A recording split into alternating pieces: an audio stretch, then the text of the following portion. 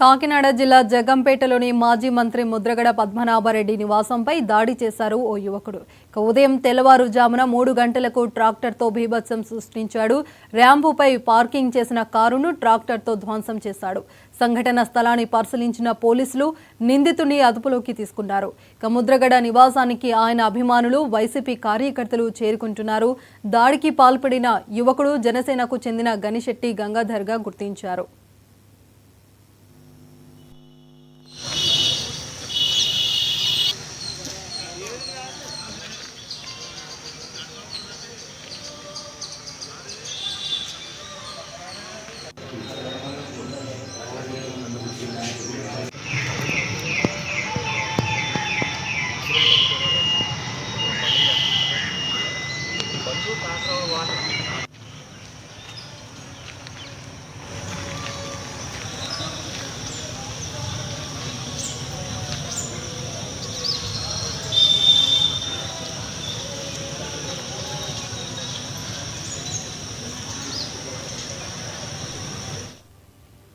ఇదే అంశంపైన పూర్తి సమాచారం మా ప్రతినిధి కిషోర్ అందిస్తారు. కిషోర్. కిల్లంపూడి అంతా కూడా ప్రస్తుతం ఉధృత వాతావరణం నెలకొంది.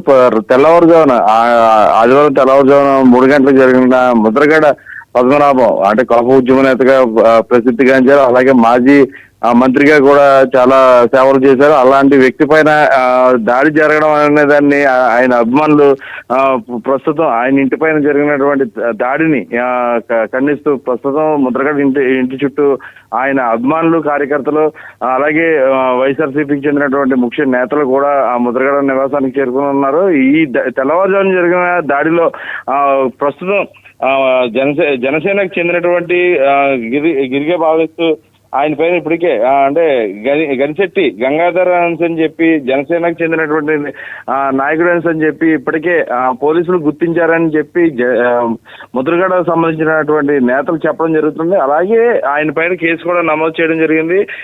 దాడి అంటే ర్యాంప్ పైన ఉన్న ముద్రగడ వెహికల్ ఏదైతే ఉందో ఏపీ 39 AU 3456 అనే టాటా వెహికల్ మీద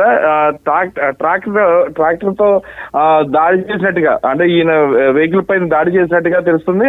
ఇదే విషయాన్ని పోలీసులకు సమాచారం అందించడంతో ప్రస్తుతం పోలీసులు హుటాహుటిని అక్కడ చేరుకుని పూర్తిగా ఆ ప్రదేశాన్ని అంతా కూడా పోలీసు కంట్రోల్లోకి తీసుకున్నట్టుగా తెలుస్తుంది.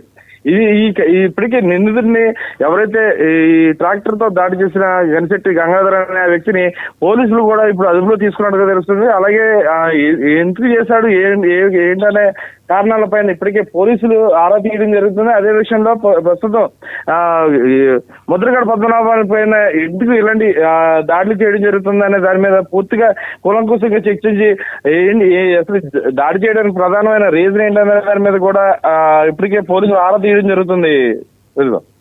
Right, thank you Kishore.